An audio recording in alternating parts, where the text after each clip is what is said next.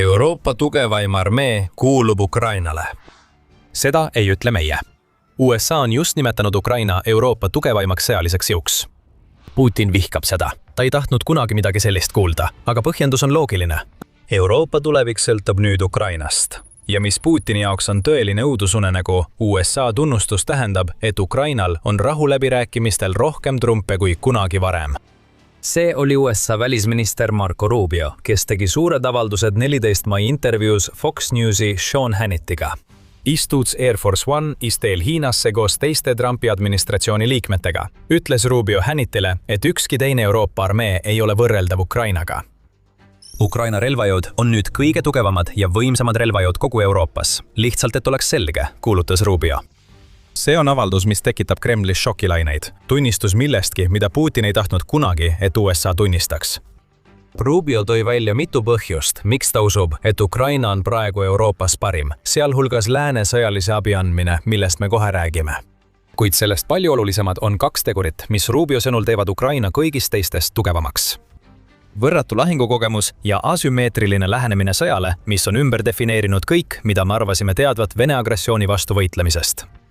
Alustame lahingukogemusest. Ukraina on tugevam ilmselgelt tänu suurele abile, mida nad on saanud, ütles Rubio, lisades aga ka tänu lahinguväljal saadud kogemustele.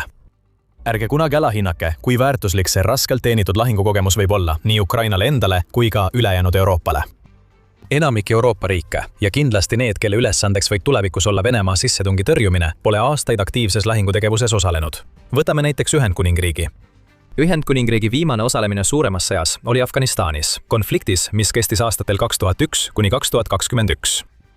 Ei saa alahinnata kangelaslikkust, mida Ühendkuningriigi sõdurid selles sõjas üles näitasid, kuid see oli hoopis teistsugune võitlus võrreldes sellega, mida me praegu näeme Ukraina ja Venemaa vahel. Putini väed ei tegele sissisõjaga. Nad suruvad halastamatult peale, kuna Venemaa suunab sadu tuhandeid sõdureid kurnavatesse kampaaniatesse, mis sunnivad vastaseid kaitsesse. Ühendkuningriik pole midagi sellist näinud teisest maailmasõjast saadik. Sama kehtib enamiku Euroopa kohta ning enamik Euroopa riike ja isegi NATO riigid teavad seda. Ukraina lahingukogemuse väärtust on juba ammu tunnustatud. Rubio on lihtsalt viimane ja Ukraina ning USA suhete kontekstis võib olla kõige valjem hääl, kes seda välja ütleb. Kuid ka teised on öelnud sama asja.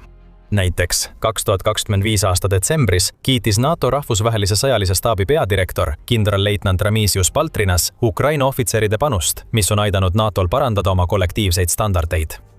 NATOl on palju doktriine, mis määravad, kuidas organisatsioon reageerib sõjale sellise riigiga nagu Venemaa. Paljud neist on endiselt olulised, eriti õhurindel. Kuid just Ukrainal on kõige rohkem kogemusi Venemaaga maapealses sõjategevuses, ütles Baltrinas, ja NATOl on sellelt riigilt palju õppida. Liigume kiiresti aastasse 2026 ja Euroopa liidrid toovad nüüd esile, kuidas Ukraina lahingukogemus muudab Ukraina sõjaväe kontinendi tugevaimaks. Umbes kuu enne seda, kui Rubio oma kommentaarid tegi, ütles Saksamaa kantsler Friedrich Merz. Ühelgi teisel Euroopa armeel ei ole viimastel aastakümnetel olnud sellist sõjalist kogemust nagu Ukrainal.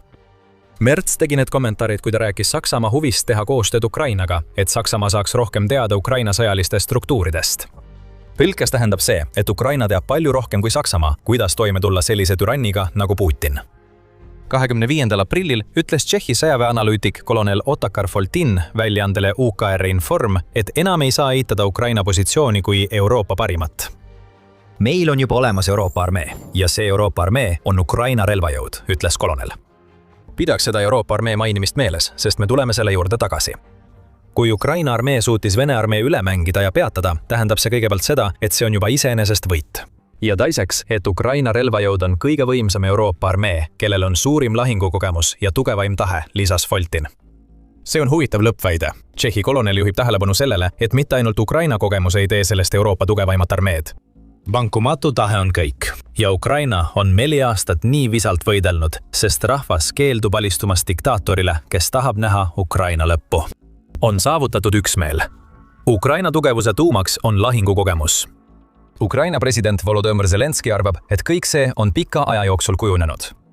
Ta on juba ammu rõhutanud, et Ukraina kangelased on võtmetähtsusega, et muuta riik kogu Euroopa tugevaimaks. Seega on rahulduspakkuv näha, et Rubio, NATO komanderid, Euroopa riigipead ja analüütikud ütlevad kõik sama. Ukraina asub nüüd tõestama, et tema kogemus võib olla kasulik ka teistele. Pärsia lahe piirkonnas töötab umbes 200 Ukraina droonieksperti koos selliste riikidega nagu Saudi Araabia ja Katar, et aidata neil end kaitsta just nende samade Shahed-tüüpi droonide eest, mida Venemaa on aastaid Ukraina vastu kasutanud. Ukraina kujundab end võtmetähtsusega kaitsepartneriks üle kogu maailma ja see kõik tuleneb riigi kogemustest Venemaaga toimetulekul. Putin avas Pandora laeka, kui ta alustas oma sissetungi Ukrainasse. Seda laegast ei saa enam kunagi sulgeda, sest ta on muutnud Ukraina Euroopa kõige kogenumaks sõjajõuks. Kuid kogemused, nii olulised kui need ka poleks, peavad olema seotud sobivate taktikatega. Ja just selles osas ütleb Rubio, et Ukraina on tõeliselt silma paistnud.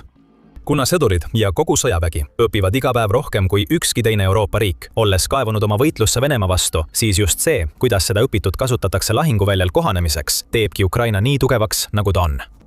Ole kahtlust, et selle sõjapidamise vajadus on sundinud ukrainlasi välja töötama uusi taktikaid, uusi tehnikaid, uut varustust ja uut tehnoloogiat, mis loob omamoodi hübriidse, asümmeetrilise sõjapidamise, kuulutas Rubio, lisades, see on muljetavaldav, selles pole kahtlust. Ja Ameerika Ühendriikide välisminister ei eksi. Ukraina on pärast Venemaa sissetungi muutunud innovatsiooni koldaks, nii et see on täielikult muutnud kõike, mida keegi arvas end teadvat enda kaitsmisest palju suurema jõu vastu. Droonid on muidugi selle muutuse esirinnas. Pärsia lahe riigid tahavad Ukrainaga tehinguid teha, sest nad teavad, et Ukraina välja töötatud tõrjedroonid pakuvad neile palju kuluefektiivsemat viisi Iraani Shahedi droonide ja nende kallite läänes toodetud õhutõrjerakettidega toimetulekuks. Ukrainas endas on droonide eelis aja jooksul arenenud. Alguses kohandas Ukraina kaubanduslikke droone nii, et need suudaksid kanda väikseid laenguid Vene vägede ründamiseks. Seejärel muutusid need droonid järjest paremaks. Meredroonid andsid Ukrainale võimaluse rünnata laevu, kuigi tal endal on vaevu oma merevägi olemas. Ainuksi 16. kuni 17. maini kasutas Ukraina oma droone, et hävitada Vene rannavalvelaev ning veel 46 muud sihtmärki, teatab TVP World. Venemaa Musta mere laevastik sai teada ja näeb jätkuvalt, kui tõhusad need droonid on. Kolmandik laevastiku sõjalaevadest lebab nüüd lainete all. Ukrainas ja isegi Venemaal moodustavad droonid Rubio esile tõstetud asümmeetrilise strateegia tuuma. Ukraina on rajanud tapatsoonid, mis ulatuvad 10 kilomeetrite kaugusele ja rebivad Vene sõdureid tükkideks juba enne, kui nad rindele jõuavad. Pikama rünnakud Vene sõjaliste objektide ja nafta vastu nii okupeeritud aladel kui ka Venemaal endas põhjustavad Putini sõjamasinale surma tuhandete haavade läbi. Kõige selle võti on see, et Ukraina ei seisa kunagi paigal, olgu selleks siis droonid või paljud teised tehnoloogiad, milled on välja arendanud oma asümmeetrilise strateegia selgrooks. Nagu Euroopa Poliitikaanalüüsi Keskus ehk CEPA märgib, on Ukraina keset muutust, mis vähendab rindel vajalike sõdurite arvu miinimumini. Otsene kokkupuude rindel asendub nüüd andmeanalüüsi, kaugoperatsioonide ja inseneri saavutustega, mida ükski Euroopa armee pole kunagi varem kaalunud, sest neil polnud selleks seni vajadust. Droone kasutatakse nüüd Ukraina sihikul olevate rindesihtmärkide vastu 80–85% ulatuses, märgib CEPA. Ukraina toodab ainuüksi aastal 2026 8 miljonit drooni, lisab CEPA, ning jätkab kõigi oma toodete täiustamist. Kuid Ukraina asümmeetrilises strateegias on palju enamat kui ainult droonid. Just nende droonide taga olev tehnoloogia, koos teiste mehitamata süsteemidega, on see tõeliselt muljetavaldav osa, mis on viinud Ukraina uuele Euroopa sõjalise jõu tasemele. See tehnoloogia muudab kõike. Muide, te vaatate saadet Sõjasaade. Kui te pole veel tellinud, siis nüüd on ideaalne aeg vajutada nuppu, et ei jääks ilma meie järgmiste saadete uudistest. Tehnoloogia vallas on Ukraina olnud tehisintellekti ehk AI kasutamise eestvedaja oma sõjategevuses. Ukraina kaitseministeerium toob välja, et aprilli seisuga töötab Ukrainas üle 200 ettevõtte, kes arendavad tehisintellektiga seotud sõjalisi tehnoloogiaid. Need ettevõtted vastutavad ühiselt enam kui 300 tehisintellektiga seotud arenduse eest, millest paljud hõlmavad AI ühendamist droonidega ning mis on registreeritud Brave One platvormil, mille Ukraina lõi oma paljudele uuendajatele toeks. Tegelikult väärib juba see platvorm ise mainimist, kui rääkida Ukraina asümmeetrilisest strateegiast. Brave One'i kaudu pakub Ukraina tuge ja rahastust oma detsentraliseeritud kaitsesektorile, mis omakorda tagab, et Ukraina ei muuda end haavatavaks Venemaa rünnakute suhtes, mis võiksid hävitada suure osa tema kaitsetööstusest. Igaüks, kellel on hea idee, saab Brave One'i abil vajaliku toe. Rahvale, kes elab innovatsioonist, on tsentraliseeritud platvormi nutikas kasutamine detsentraliseeritud ettevõtjate toetamiseks tõeline geeniuse käik. Ja siin on veel palju rohkem, millest võiksime rääkida. Ukraina maismaa robootika areng tähendab, et masinad asendavad rindel sõdureid logistika korraldamisel ja nagu nägime aprillis, isegi Vene positsioonide hõivamisel. Pärsia lahe piirkonnas suurt nõudlust nautivad tõrjedroonid on olnud tõeline läbimurre, mis on aidanud Ukrainal jõuda sinnamaani, et peaaegu 90% Venemaa poolt igakuiselt Ukraina territooriumile saadetavatest kaugmaadroonidest suudetakse alla tulistada. korduvalt tõestab Ukraina end kui Euroopa kõige võimsam sõjavägi mitte kallite tehnoloogiate arendamisega, vaid tõhusate ja kuluefektiivsete relvade loomisega, mis on Venemaa tekitatud ohu vastu tõhusad. Ja taas näeb ülejäänud Euroopa selle väärtust. Tootjad, nii suured kui väikesed, üle kogu Euroopa kiirustavad nüüd Ukraina drooniarendust jäljendama, teatas Guardiani Jasper Jolly 10. mail. Ta toob näiteks Ühendkuningriigis asuva idufirma nimega Skycutter, mis toodab püüdurdroonide keresi, kasutades rida 3D printereid. Sellist tüüpi ettevõtte poleks kunagi isegi kontseptsioonina olemas olnud, ilma asümmeetrilise sõjapidamise lähenemiseta, millele Rubio viitab. Ja see on vaid üks näide ettevõtetest üle Euroopa, keda kas inspireerib Ukraina või kes teevad Ukrainaga vahetult koostööd, et aidata oma riikidel valmistuda selliseks sõjaks, nagu Putin peab. See üksi tõestab, et Ukraina asümmeetriline lähenemine on Euroopale kirjeldamatult väärtuslik, täpselt nagu Rubio ütleb. Aga liigume edasi järgmise punkti juurde, mille USA välisminister välja tõi. Ta toob välja, et osa põhjusest, miks Ukrainast on saanud Euroopa sõjaliseks jõukeskuseks, on see, kui palju sõjalist abi ta on saanud oma partneritelt USAs ja Euroopa mandril. Rubio ei eiksi, kui ta sellele tähelepanu juhib. Keeli instituudi ja selle Ukraina toetuse jälgija andmetel on Ukraina saanud USA-lt peaaegu $134 miljardit abi ning Euroopast veel $241 miljardit, millele lisandub veel $208 miljardit abi, mis pole veel eraldatud. Sellised programmid nagu Pearl on loodud selleks, et võimaldada Ukrainal, Euroopal ja USA-l koos töötada, et hankida selliseid lääne relvi, mida Ukraina ise pole suutnud toota. Õhutõrjesüsteemid nagu Patriot ja lennukid nagu F-16 on seni Ukraina saadud läänerelvastuse tippnäited. Esimene neist on parim süsteem, mis Ukrainal on Venemaa raketiõhu vastu, ja teine annab Ukrainale õhus rohkem võimalusi kui ükski muu nende arsenalis olev relv. Kuid isegi selle abiga leiab Ukraina endiselt viis oma jõu näitamiseks. Võtame näiteks F-16-d. Need ei ole uued läänelennukid. Ukraina saab sisuliselt nende riikide vanad lennukid, kes on üle läinud teistele hävitajatele. See ei ole mõeldud halvustamisena. Ukraina hindab oma F-16-sid. Aga see lahingukogemus, millest me varem rääkisime, tuleb siin esile, sest Ukraina näitab läänele, et isegi lääne vananenud platvormid on endiselt väärtuslikud. 2024 aasta detsembris, vaid mõni kuu pärast seda, kui Ukraina sai oma F-16, sai üks Ukraina pilootidest maailmas esimesena hakkama, tulistades ühe missiooni jooksul alla 6 tiivraketti. See on saavutus, mida suudab saavutada vaid riik, mis keskendub oma sõjaväe muutmisele Euroopa parimaks. Ukraina on samuti kohandanud oma F-16-de missioone nii, et need hõlmavad madallendu, mis on vastuolus kõigi olemasolevate NATO standarddoktriinidega. Miks? Jällegi, kõik taandub kohanemisele. Kõrgelt lendamine muudab Ukraina lääne hävitajad Vene õhutõrjele haavatavaks, kuid madalalt lendamine võimaldab Ukrainal kasutada oma F-16-sid rünnakute läbiviimiseks, vähendades samal ajal riske, millega nende lennukid silmitsi seisavad. See on järjekordne traditsioonilise reeglistiku ümberkirjutamine, mis tuleb Ukrainast. Innovatsioon koos kogemustega, olgu selleks siis täiesti uued relvad või lääne poolt tarnitud varustus. See ongi põhjus, miks Ukraina on tugevaim sõjavägi Euroopas.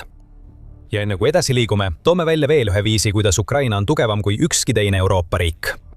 Rubio seda ei maininud, aga see on oluline. Ukrainal on pärast Venemaad suurim tegevvägi Euroopas. Statista andmetel on Ukraina sõjaväes 900 000 tegevteenistajat. See jääb siiski kaugele maha Venemaa 1,32 miljoni tegevteenistuja näitajast. Kuid kui rääkida sõjalisest jõust selle kõige puhtamal kujul, on Ukraina Euroopa teistest armeedest selgelt ees. Suurus lööb, kui tegemist on Venemaaga, isegi kui riik on loonud asümmeetrilisi taktikaid, mis võimaldavad tal pidada veelgi raskemat lahingut, kui pelgalt inimjõuga suudaks. Isegi kui Ukraina on sunnitud vähendama oma armee suurust 600 000 sõdurini, nagu Ameerika Ühendriikide poolt 2025. aasta lõpus esitatud 28-punktilises rahuplaanis välja pakuti, oleks Ukrainal ikkagi armee, mis on 2 korda suurem kui Türgi oma. Türgi on Euroopa suuruselt järgmine armee pärast Ukrainat, välja arvatud Venemaa. Liisa sellele lahingukogemus, asümmeetriline geenius ja lääne relvad koos nii suure armeega ning tulemuseks on tõeline Euroopa suurriik. Me mainisime just rahuläbirääkimisi. Võite mäletada, et puudutasime neid läbirääkimisi video sissejuhatuses, kus ütlesime, et USA tõdemus Ukraina tugevuse kohta on Putinile õudusunenägu läbirääkimiste kontekstis. Need läbirääkimised ei lähe nii hästi, nagu Rubio ja USA sooviksid. Oma vestluses Hannityga tõi Rubio välja, et läbirääkimised näivad olevat aeglustunud, kuid ta tegi ka paar muud huvitavat märkust. President tahab lihtsalt näha sõja lõppu. Ta arvab, et see on hull sõda ja tal on õigus, ütles Rubio USA presidendi Donald Trumpi rahuläbirääkimiste pingutuste kohta. Mõlemal poolel sureb tohutult palju inimesi. Ukraina kulutab 2 aastakümmet ülesehitamisele. Kahju Venemaa majandusele on erakordne. Lisaks sellele tõi Rubio välja, et Venemaa kaotab iga kuu 15 000 kuni 20 000 sõdurit. Need sõdurid ei saa vigastada, rõhutas Rubio. Nad surevad, kuna Venemaa kaotab sõjas 6-5 korda rohkem sõdureid kui Ukraina. Need kommentaarid on olulised väga lihtsal põhjusel. Need näitavad Putinile, et ta ei saa manipuleerida USA'd uskuma, et Ukraina on tegelikult nõrgem. Püüdes rahuläbirääkimistel eeliseid saada, kasutas Putin suure osa 2025 aastast valeinformatsiooni levitamiseks, kujutades Venemaad kõikvõimsa jõuna väikese Ukraina vastu. mõnikord tundus, et see manipulatsioon töötabki. Detsembris teatas Trump, et Ukraina kaotab sõda Venemaa vastu, kuigi Venemaal õnnestus aasta jooksul vallutada vaid umbes 1% Ukraina territooriumist, kuid hinnanguliselt kaotas ta seejuures 415 000 sõdurit. See ei ole sõja võitmine, see on vaevaline edasiliikumine lootuses, et õnnestub sõlmida rahuleping, mis ei kajasta tegelikku olukorda lahinguväljal. Putin püüdis kujundada narratiivi, mida tegelikult ei eksisteerinud. Nüüd on Rubio välja öelnud, et Ukrainal on tugevaim armee Euroopas. See narratiiv on purustatud. Seepärast ongi USA välisministri sõnad Putini jaoks tõeline õudusunenägu. Isegi nüüd, kui ta räägib selle sissetungi lõpust, mille ta ise algatas, peab Putin tunnistama tõsiasja, et ta ei suuda enam ameeriklasi petta. Riik, kes on end seadnud rahuläbirääkimiste peamiseks vahendajaks, teab nüüd ilma igasuguse kahtluseta, et Ukraina ei ole see nõrk riik, kelleks Putin seda kujutada püüab. Ukraina on tugev, tugevam kui ükski teine riik Euroopas ja USA tunnistab seda. Järgmisel korral, kui tema delegaadid on läbirääkimiste laua taga, ei saa nad enam väita, et Ukraina kaotus on vältimatu. Rubio ja tema kaasmaalased näevad sellest läbi. Nad näevad kahju, mida tehakse Venemaa majandusele. Nad näevad surmade ulatust ja seda, kuidas Venemaa on kandnud Ukrainas suuremaid kaotusi. Ja nad näevad Ukraina sõjaväge, seda asümmeetrilist jõudu, mis on arenenud armeeks, mis on kogu Euroopa julgeoleku keskmes. Kaardid ei ole enam Putini käes. Ja mis puudutab Ukraina tugevust, siis see hakkab end ära tasuma. Me näeme seda USA hinnangus ja kõiges, mida Ukraina teeb, et saada oluliseks kaitsepartneriks Euroopa ja Pärsia lahe riikidele. Aga isegi Ukrainas endas avaldub see tugevus.